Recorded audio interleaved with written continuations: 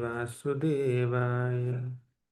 ॐ नमो भगवते वासुदेवाय। ॐ अज्ञानतिमिरान्धस्य ज्ञानाञ्जनशलाकया चक्षुरुन्मिलितं येन तस्मै श्रीगुरवे नमः। नम ॐ विष्णुपादाय कृष्णप्रेष्ठाय भूतले श्रीमते भक्तिवेदान्तस्वामिन् इति नामिने।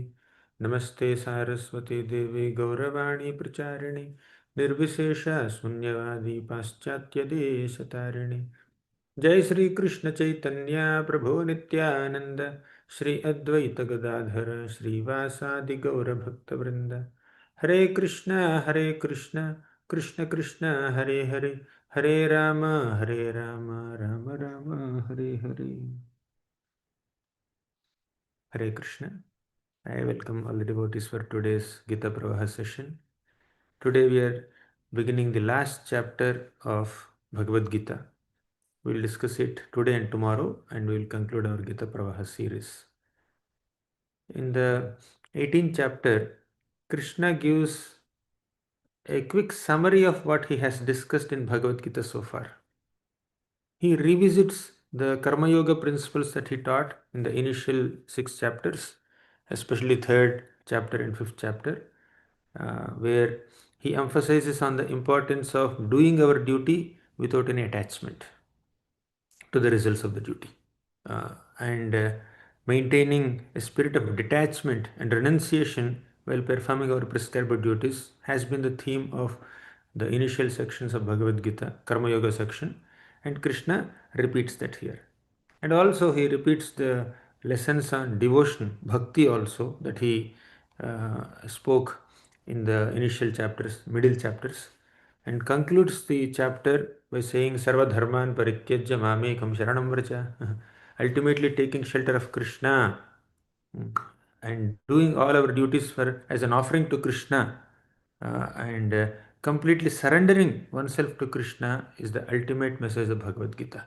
Krishna concludes that chapter, this chapter, with this message. So today we will see half of this chapter. Tomorrow we will see the second half. In the beginning, Krishna talks about, he gives an overview and stresses on bhakti, of course, as I said, and he gives a quick summary of what he taught in the initial chapters. In fact, Arjuna asks in the first question, "Oh Krishna, oh Hrishikesha, can you please, uh, finally explain the purpose of Tyaga and Sannyasa? I wish to understand." Once again, he's asking. Tyaga means renunciation. Sannyasa means renounced order of life. Sannyasa means to literally give up all material attachments and material life and accepting saffron robes or taking renounced order of life. That's like in the ashrama, in the four ashramas, sannyasa is the highest ashrama where the sannyasi is completely detached from everything. Then, while being in other ashrams, people can maintain a spirit of tyaga, a renunciation. So, tyaga is the spirit of renunciation and the mood of renunciation, and sannyas is the order of renunciation. So, Arjuna wanted Krishna to comment on it once again. Tyaga versus sannyasa. Then Krishna says, and by the way, in this chapter, we will not try to recite all the shlokas. In the last few chapters, especially in the 14th and 13th and 12th and 15th, we recited most of the shlokas, but this will recite only selected shlokas. Krishna says in the second shloka, Shri Bhagavan काम्यानां कर्मणान्यासं संन्यासं कवयो विदुः सर्वकर्मफलत्यागं प्राहुस्त्यागं विचक्षणाः. He says काम्यानां कर्मणान्यासं.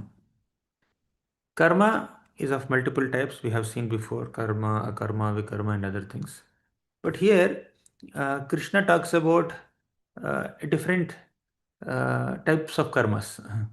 The acharyas comment in their purports. There are two types of karmas, Nitya karma and Kamya karma. What is Nitya karma? Nitya means daily. Daily karmas. Every day you are supposed to do something. Hmm. Like there are daily obligatory activities. I mean, basic activities that we do on a daily basis are sleeping, eating, taking bath, brushing teeth. These are like basic daily activities everybody does. There's no question of desire there. There is no question of option there. You have to brush your teeth. You have to take a bath. Even if you skip a bath one day, next day you take a bath. Right? But there are some things like those are clean people, Brahmanical people, they take bath couple of times in a day, two times or three times in a day. So some things that cannot be skipped, they are called nitya karmas. They are obligatory duties, daily obligatory duties. For example, those are followers of Vedic culture, they have to perform Sandhya Vandan mm, every day. That is nitya karma. Second category is kamya karma. Kamya karma means everybody need not do. There is no obligation there. If you like, you do it. Only when you have some liking or aspiration for certain result, you take up that activity. Otherwise, you don't do that activity. So, nitya karmas and kami karmas. So, now after understanding these two types of karmas, let's understand this shloka. Kamyanam karmananyasam sanyasam kavayo viduhu. What is sannyasa? When you give up kamya karma, that is sannyasa. I said nitya karma and kamya karma, right? Nitya karma is regular, daily, obligatory duties that you are ought to perform, and kamya karma means uh, duties that uh, you need not perform, but you prefer to do them. For example, elevation to heaven. Everybody need not go to heaven. So to perform a ritual with a specific desire to get a good son, everybody need not do that ritual, right? So they are called kamya karmas, fruitive activities, right?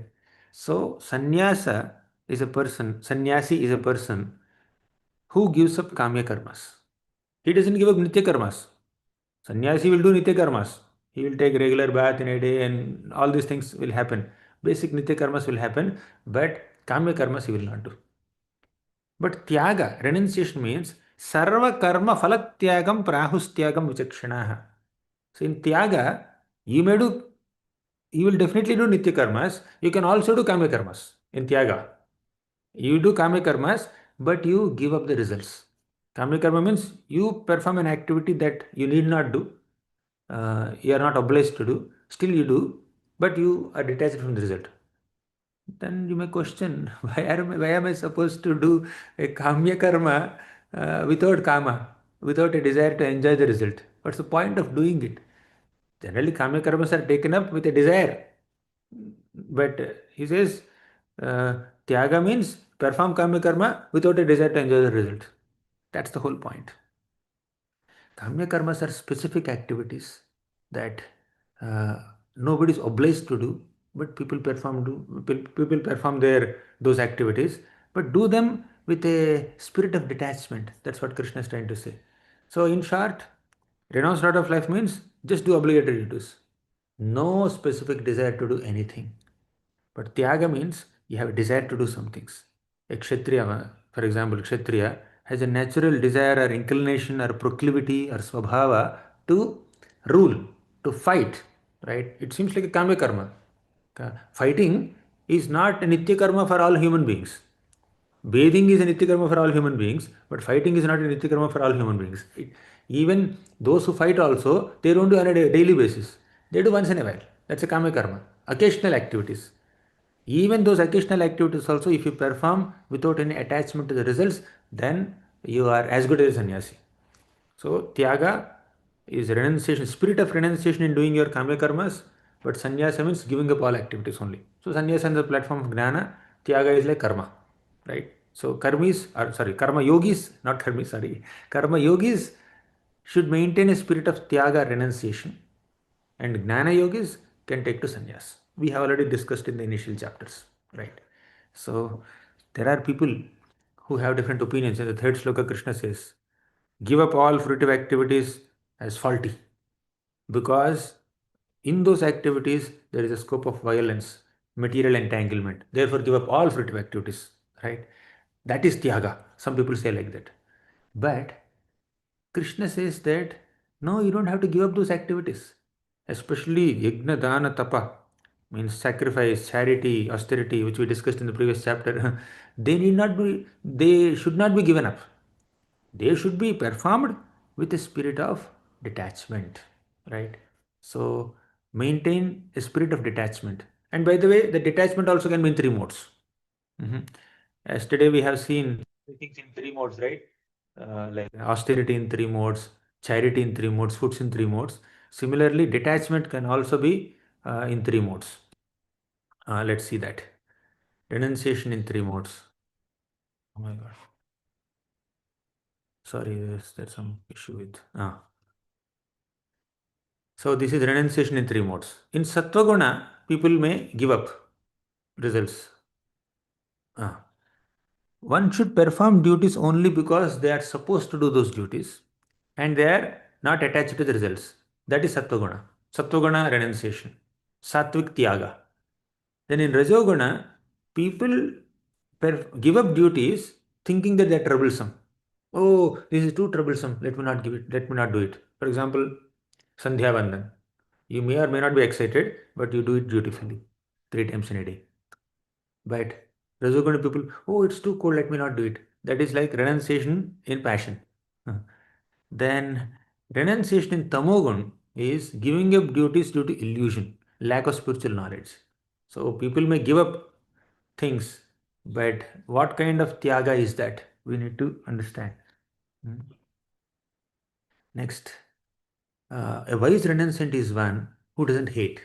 न द्वेष्ट्य कुशलं कर्म कुशलेनानुषज्यते त्यागी सत्व समाविष्टो मेधावी छिन्न संशयः न द्वेष्ट्य akushalam karma. There are different types of karmas, and we are not supposed to give up uh, karmas out of hatred. Nadveshti kushalam karma means a medhavi or a wise renunciant is one who is fixed in sattva guna. He will give up in sattva guna, that is sattvic tyaga. He is not hateful of inauspicious work, he is not attached to auspicious work. Right? Kushalam karma, akushalam karma. Akushalam karma means inauspicious work or that work that produces inauspicious results. Instead of inauspicious, we can even say not so pleasurable, not so comfortable. So, a wise renunciant is one who is not hateful of inauspicious work or uncomfortable results and is not attached to auspicious work or comfortable results also. Basically, he is neutral. Whether a work gives him happiness or distress. If it is a work that is prescribed for him, he will do it. Let's see Arjuna's context only. For Arjuna, fighting is difficult. Why? He is emotionally attached to the relatives.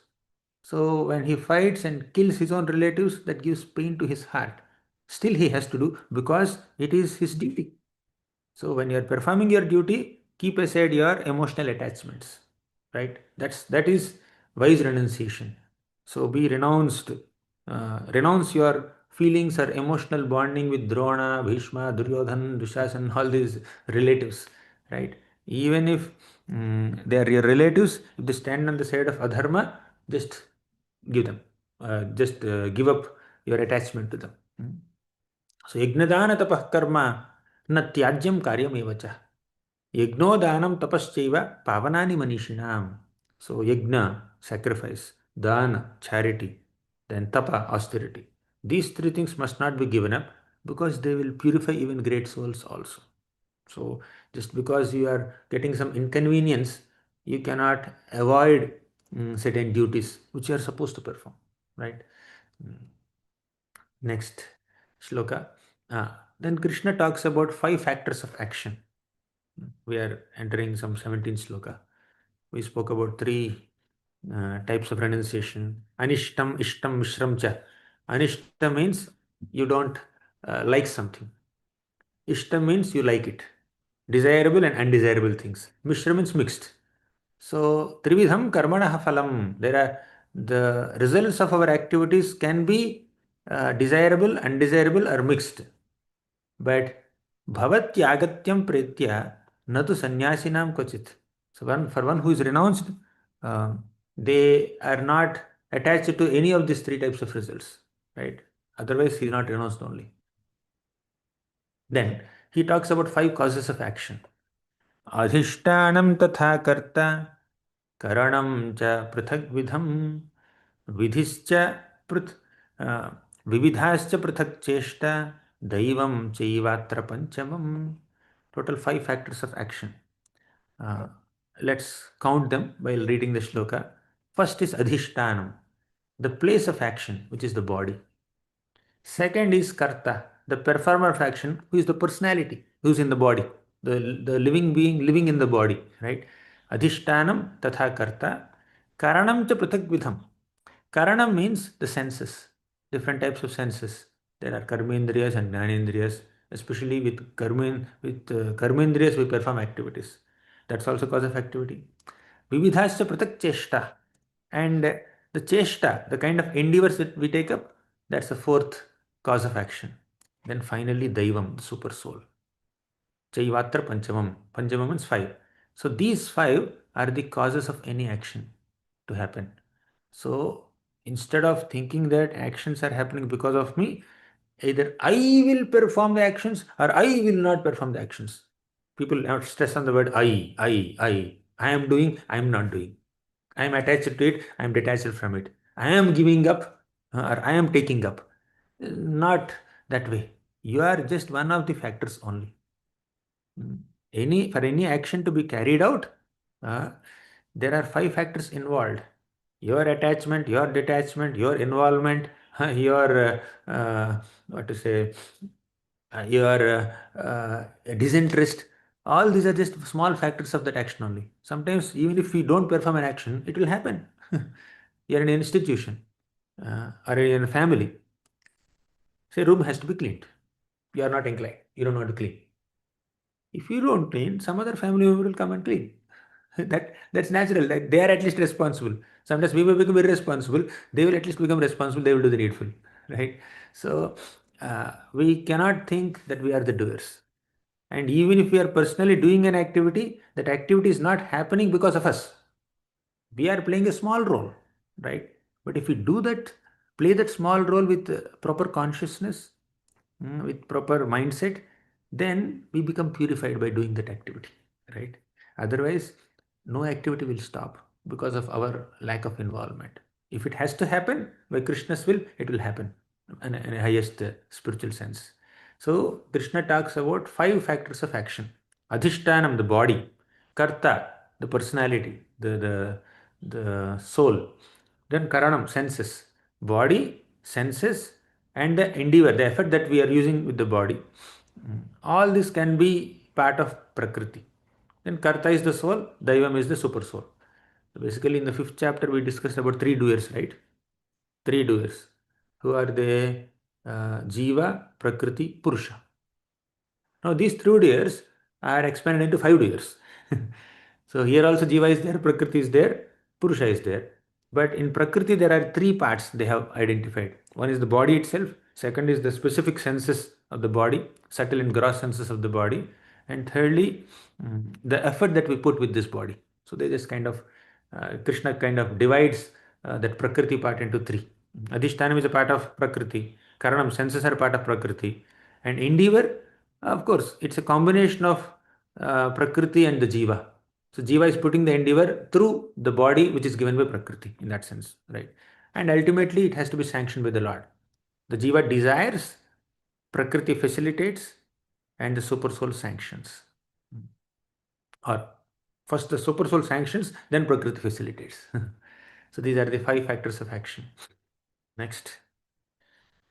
ज्ञानं ज्ञेयं परिज्ञाता त्रिविधा कर्म चोदन करणं कर्म कर्तेति त्रिविधः कर्म संग्रहः ज्ञानं ज्ञेयं परिज्ञाता. Again, Krishna talks about three motivators and three constituents of action. Earlier he spoke about five causes of action. For any action to happen, five factors are involved. But now he is talking about three motivators of an action and three ingredients of an action or constituents of action. Who are the motivators? Jnanam, Gneyam, Parignata. Basically, for performing any activity, we need knowledge. So the knowledge has three facets: Jnanam, knowledge; Gneyam, object of knowledge; Parignata, the person who possesses that knowledge, the knower. We have seen Jnanam and Gnanam in the 13th chapter. So these are the three motivators of action: knowledge, object of knowledge, and knower. Jnanam, Gnayam, Parignata. Then what are the three constituents of action? Krishna talks about it later. Uh, Karanam karma karteti. So, Jnanam, Gnayam, Parignata are the Trividha Karma Chodana. There are three factors that motivate action. Then Karanam karma karteti. Karanam means senses. Karma is the work itself. Karta is the doer. So these are karma sangraha. These are the ingredients of action or constituents of action. So total six terminologies here. Jnanam, Gnayam, Parignata. Three motivators of action. Then Karanam, Karma, Karta. Three ingredients or three constituents of action. So let me put this whole thing in one sentence. An action, means a karma, an action, is motivated by the knower, Parignata, who has knowledge, Jnanam, of the Gnayam, knowledge, knowable. So a person has knowledge of something which is worth knowing. For example, you want to make a PowerPoint presentation, right? You are the knower. You are the knower uh, who wants to communicate something to the world. So you are the knower, Parignata. You have some knowledge, studied from the scriptures, and you have knowledge of the knowable. People may have knowledge about 100 other things, but amongst all those things, some are knowable, some are worth knowing, some are worth communicating to people. So that worthy object of knowledge is Gnayam, and the knowledge itself is Gnanam, and one who knows it is Parignata. So an action is motivated by a Parignata who has Gnanam of the Gnayam. Means an action is motivated by the knower who has knowledge of the knowable. Parignata is the knower. Knowledge is the Jnana and knowable is the Gnayam. Clear? Or in other words, an activity is motivated by a person perceiving a desirable object or goal. So you have some object, you have some goal, that is Gnayam. You want to reach there. So with such inspiration or impetus, the doer carries out the work with the senses. Now we spoke about Jnanam, Gnayam, Parignata, one statement we made with these three terms. So let's make another statement with the remaining three terms: Karma, Karanam, Karta. Karma is the work itself. Karanam is the instruments of work, the senses. Karta is the worker himself. So, with the inspiration or impetus coming from this Jnanam, Gnayam, Parignata thing, the doer, the Karta, carries out karma or work with Karana, with senses. The doer is carrying out work with the senses. The doer is Karta and he is carrying out work, karma, with the senses, Karana. Right? So that's how we can combine all these six ingredients, six terms in one statement. Now, Krishna talks about Jnanam in three modes. All these six factors of an action can be influenced by the three modes. We have seen knowledge, knowable, and worker. All this can be influenced by three modes. So, knowledge in three modes. Let's see. Sattva Guna. Seeing everyone as a spiritual being is the greatest aspect of knowledge. That knowledge is in Sattva Guna, Jnana. Then what is Rajoguni knowledge? Seeing everyone as different based on bodies. Spiritually we are same, but physically we are different. We have seen in the 5th chapter. Vidya Vinaya Sampanne Brahmane Gavihastini Shuni Chaiva Svapake Cha Panditaha Samadarshinaha. Means one who has Vidya or real knowledge will see a Brahmana, an elephant, a cow, a dog, and a dog eater equally because he is in goodness. He sees the spiritual equality amongst all these varieties of living entities. They are not equal from a physical point of view, from a bodily point of view, but they are equal from a spiritual point of view. Right? They are all souls, and super soul is accompanying all of them. Super soul is then in all of their hearts. Right? So they are equal in that sense. If you focus on that equality, then you are in Sattvagun. But if you focus on the inequality, you are in Rajogun. By the way, focusing on inequality is not wrong. Uh, Sometimes we have to differentiate. In a sacrifice, you may get cow dung. You cannot get dog dung, right? Oh, all are same, all are same. Let me get some dog stool for the sacrifice. No, cow dung is only required. That discrimination we should have. So, for all practical purposes, you should have the discretion. You should differentiate between different living entities. Like I say, you can embrace a calf, but not a cub, not a tiger, not a lion, right? So, Rajogun has its applicability in this world. Then what about Tamogun? Tamogun is very terrible. Oh my God, this PPT is very terrible now. Yeah. Tamogun, they are attached to one kind of work and not knowing the truth. Means Tamogani people, they have certain attachment to some work without knowing whether that work will cause them benefit or not. They think that, oh, this work will give me so much of happiness, but there is no happiness there. They are they are imagining that this work will give me happiness. That's an illusory kind of knowledge. Mhm. This is knowledge in three modes. Then work in three modes. Sattva uh, in Sattva people work, but in a regulated way, in a detached way. They have no desire for results. But in Rajoguna, people put so much of hard work, great labor, so much of ambition. They're very ambitious, they're attached to the results, they're egoistic, they even want to outsmart others, they want to defeat others while doing their work. So, thus, they have some uh, Rajoguna. Then, Tamoguna kind of work. What do the Tamoguni people do? They, okay, I think I will stop this PPT like yesterday. I will just speak. Uh, Tamoguni people do destructive work. They do harmful work. They do foolish work.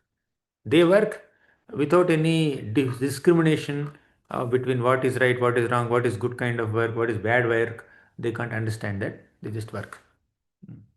Then worker. Worker in three modes. Work and work both are connected to each other. So definitions also will be similar. In Sattva a worker is detached. He has no ego. He is determined. There is determination in work, but there is detachment from results of work. Right? How can you be determined when you are detached? Detachment and determination may go ill together, but you are determined to perform that work, but you are detached from the results. Means you are sincerely doing it, but you are not attached to the outcome. Right? That is Sattva work. Then Rajoguna, people are attached to the results and they want to enjoy the results. They're greedy for the results. They're envious when others are getting better results. They have that impure thought process. And Tamogani people, their work is totally against the scriptures. They are lazy, they are obstinate, they are whimsical. They can even cheat also while doing their work. So this is worker in Sattvagun, Rajogun, Tamogun. What about intelligence? In Sattva Sattvaganic intelligence is that which knows what is right, what is wrong, what to do, what not to do. You have proper discrimination. What to eat, what not to eat, what to speak, what not to speak, how to work and how not to work, whom to interact with and whom should we avoid. All this discrimination people in Sattva have. But Rajogani people, their buddhi cannot distinguish between what is dharma and what is adharma. What is an activity which is worth doing and what is not worth doing. They cannot discriminate. Then buddhi in ignorance. They consider, now you see this, buddhi in goodness, buddhi in sattva helps us understand what is dharma and what is adharma. And buddhi in rajoguna cannot differentiate between adharma and dharma. But buddhi in tamoguna is very worst. They think adharma is dharma and dharma is adharma. And in Kali Yuga, people's intelligence is very much in mode of ignorance. If you give a simple advice to somebody, this is what we need to do. This is what we should not do. They exactly do the opposite. In Rajoguna, at least there is some kind of, oh, is this dharma or this dharma? There's some confusion. So in that confusion, sometimes people may choose dharma and they may avoid adharma, and sometimes they may choose adharma and avoid dharma. But in tamoguna, there is exactly opposite. When you say don't go here, they will go there only. They think this is correct. Don't go to this uh, pub or bar, or don't drink alcohol. They say this is very good for us. That is tamoguna intelligence. What is not good for you, you think it is good for you. At least if you are confused, sometimes you will do right thing, sometimes you will do wrong thing. But if you are convinced that wrong is right and right is wrong, then you will always do wrong only. Right? In tamoguna, there is some conviction that yes, breaking four regular principles is perfect for me. Hmm. So tamoguna is increasing. I don't want to give so many graphic examples. All of you can imagine, not imagine. All of you are witnessing that examples on a daily basis, right? There is no discretion. They take everything in the opposite direction. Then determination in goodness, passion and ignorance. So in goodness, one's determination, dhriti, is unshakable, unbreakable. It's sustained by yoga practice, and uh, it controls our activities, mind and senses in a very regulated manner. But people who are in passion, they are determined for fruitive results, and while doing so, they compromise on their basic uh, what to say, welfare also, right? Either in dharma or artha or kama, they are attached, overly attached and greedy to attain certain results, and they don't have proper discrimination. And in ignorance, people just cannot go beyond dreaming. So in passion, determination is exhibited by intense ambition, intense attachment. And in goodness, determination is exhibited by proper self-control and regulation.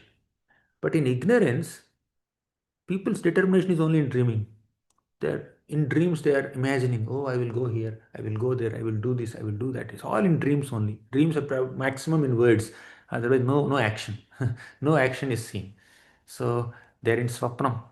They're fearful to take up something. They are always fearful. They're lamenting. They're morose. They're in illusion. So it is dhriti in ignorance. And what about happiness? Sukham. Very popular definitions Krishna gives.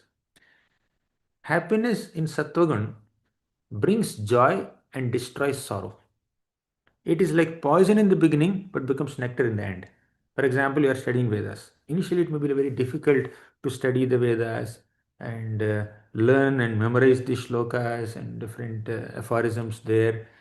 But once you understand this Vedic knowledge, you can live a more happy and serene life, meaningful life, right? So initially you may have to put some effort. Initially that happiness may seem like poison, but it is nectar. So eating food in goodness, initially you may not find it very palatable, but that will keep your health good. But when we take rajoguni food and tamoguni food, the tongue may get some kind of excitement, but eventually the health will be spoiled, right? So happiness in sattoguni is, it may seem like poison in the beginning, but it becomes nectar in the end. And that happiness arises from purity of our intelligence, purity of our consciousness, and it eventually awakens self-realization. So this sattva happiness, ananda, will eventually become spiritual bliss. But if we are accustomed to achieve ananda in tamogun and rajogun, that will degrade us, that will reduce the standard of our happiness. But when we are experiencing Sattvaguni Ananda, eventually we can cross Sattvaguna and attain spiritual Ananda also, spiritual bliss also. First, learn to take pleasure in Sattvaguna items, Sattvaguna foods, Sattvaguna places, Sattvaguna people. So in that Sattvaguna, when we are operating on that Sattvaguna, then we can become Vishuddha Sattva. We can transcend the material modes. The Sattvagun in this material world is always tinged by Rajogun and Tamogun. But spiritual Sattvagun is that which has zero tinges of Rajogun and Tamogun. That is called Vishuddha Sattva.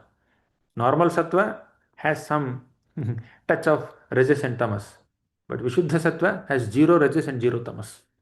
And Krishna is in Vishuddha Sattva. Krishna's pure devotees are in Vishuddha Sattva. Right?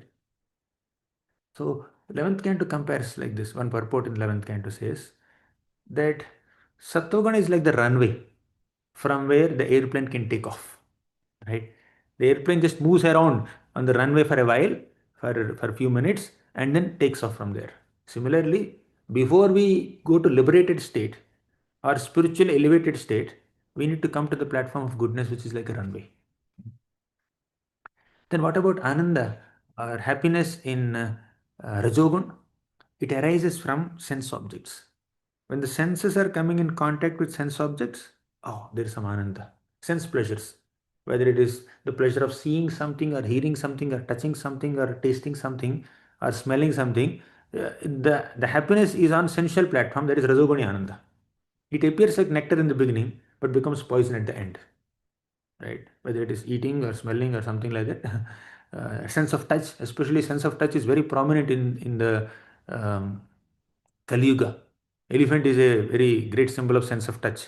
So people want sense pleasures, but that may give so much of happiness in the beginning, but it becomes like poison at the end. And what about Tamoguni Ananda? Tamoguni happiness? People are completely blind to spirituality. From beginning to end, it's only illusion. At least in Rajogun, in the beginning stages, it seems like happiness. Later, you'll realize it is distress. But Tamogun means right from beginning to end, there is only distress. But you are perceiving it as happiness. Right? So it is poison in the beginning, poison in the end also. Delusion from beginning to end. And there is no understanding that it is delusion. There is no understanding that it is poison. Right? Next. Uh, Krishna talks about purification through prescribed duties. After speaking about knowledge and intelligence and happiness and determination in three modes, Krishna says there is no being in this material world, whether in earth or heaven, who is freed from these three modes. Even people in the heavenly planets also are influenced by Sattvagun, Rajogun, Tamogun. They are prominently in Sattvagun, but some rajas will impact them also. Sometimes they may become little tamogonic also, some of them, sometimes. But while living in this material world, while living in this earthly planet at least, we need to perform our prescribed duties in a regulated way so that eventually we can transcend modes. And Krishna at this moment talks about Varnas, four Varnas: Brahmana, Kshatriya, Vaishya, Shudra. And as Krishna clarified late in the fourth chapter itself, these Varnas are definitely not according to birth. They are according to Guna Karma Vibhagashaha. Karma means the kind of activity you do. Guna means the kind of modes you are influenced with. As we discussed before, if someone is predominantly in Sattvagun, with Rajogun as a secondary mode, he is a Brahmana. And Kshatriya is predominantly in Rajogun, with Sattvagun as a secondary mode. Vaishyas are those who are predominantly in Rajogun, with Tamogun as a secondary mode. And Shudras are those who are predominantly in Tamogun, with Rajogun as a secondary mode. Thus, Gunas decide Varnas. Karmas describe Varnas, not Janma. Right? So, from this perspective, Krishna talks about four Varnas. What are the qualities of Brahmanas? So, Gunas can also mean the Sattvagun, Rajogun, Tamogun. Gunas can also mean qualities, values, or virtues, or sometimes bad qualities and good qualities. What are the qualities of Brahmanas? Shamo, Damastapah, Shaucham, Kshantir, Arjavamevacha, cha, Jnanam, Vijnanam, Astikyam, Brahma, Karma, Swabhavajam. Shama means, um, uh, Shama means self control. Dama. Shama is mind control. Dama is sense control. So sense control and mind control both together is self control. Samo damaha. Tapa is austerity. Shaucha means cleanliness. Jnanam, knowledge. Vijnanam, realized knowledge or wisdom. Astikyam, being very dharmic. So all these are qualities of Brahmanas. What about Kshatriyas? Shauryam tejo dhritirdakshyam yuddhe chapyapalayanam danam ishvara bhavascha kshatram karma svabhavajam. Shauryam, heroism. Teja, power. Dhriti means determination. Daksham, resourcefulness. Yuddhecha apalayanam means not turning his back in a war and giving charity generously and leadership qualities. All these are aspects of Kshatriyas. What about Vaishyas? Krishi Goraksha Vanijyam Vaishya Karma Swabhavajam. Krishi means farming, Goraksha means cow protection, Vanijya means business. So these three are the natural activities or duties of Vaishyas. Then Paricharyatmakam Karma. So those activities which are uh, of the flavor of service to other Varnas, they are the duties of Shudras, right? So there is uh, like none of these Varnas are meant to demean someone or disrespect someone or put someone down and allow someone to artificially dominate others. Sometimes people have this kind of mentality to dominate us. I'm coming from a bigger Varna, you are coming from a lower Varna. That is a perverted way of following this Varna system. But Varna system is a natural arrangement in the society. It's not that someone is being designated like that. Their own nature is deciding their Varna. Their own activities deciding their Varna. Their own qualities are deciding their Varna. It's not their birth. It's not that someone is labeling them. We are like this. We have seen Parashuram. He was born as a Brahmana, but he acted like a Kshatriya. Vishwamitra, he was born as a Kshatriya, but he acted like a Brahmana.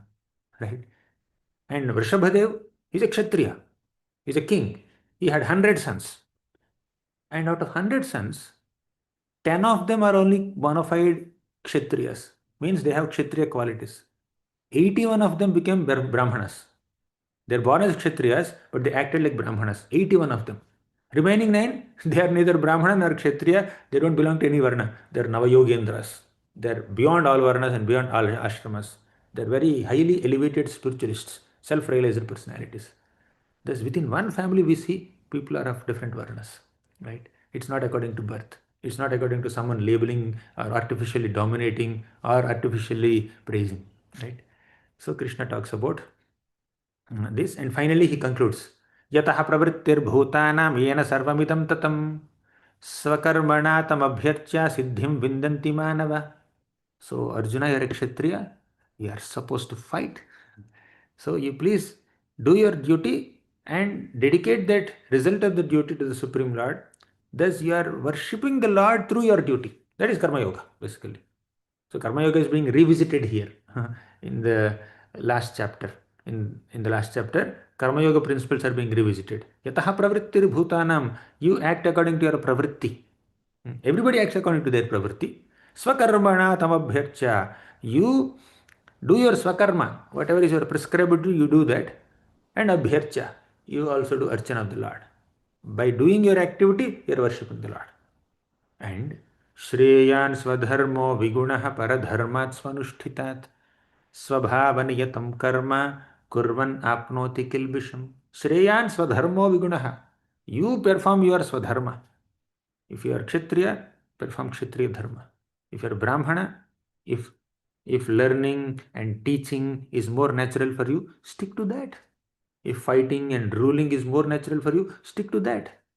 But if you have a nature of fighting and ruling, and you artificially go and start begging, you'll start fight with the beggars, right? So instead of fighting with the beggars, better fight with the warriors, right? You'll act according to your nature. That's what he's saying. And all endeavors are covered by some fault, just as fire is covered by smoke. So we should not give up our work which is more natural for us, which came from Swabhava, even if it is faulty. Sometimes a Kshatriya has to fight. He has to kill some people. Killing is not good, but as a Kshatriya, he is supposed to do that, right? Because he is not killing anybody randomly. He is killing someone who is on the side of adharma. It seems a little painful to kill someone, but to see what is the motivation behind that killing? What is the motivation behind that violence, right? We should not become unnecessarily violent, but if violence is required to be used as a tool to establish dharma, a Kshatriya has to do that. A Brahmana may not be able to do it, right? There are some rare Brahmanas, like Dronacharya is fighting now, he's a Brahmana, right? So there are some people who have that Kshatriya tinge, although they are Brahmanas, but most Brahmanas, they don't do that. So act according to your nature. That's what Krishna says. Now tomorrow we will discuss little higher principles in this chapter, which culminate in pure bhakti and complete surrender to Krishna. In this chapter, we have seen um, uh, first half revisits the principles of karma yoga, and second half gradually brings us to the stage of ultimate surrender to Krishna. So we will conclude here.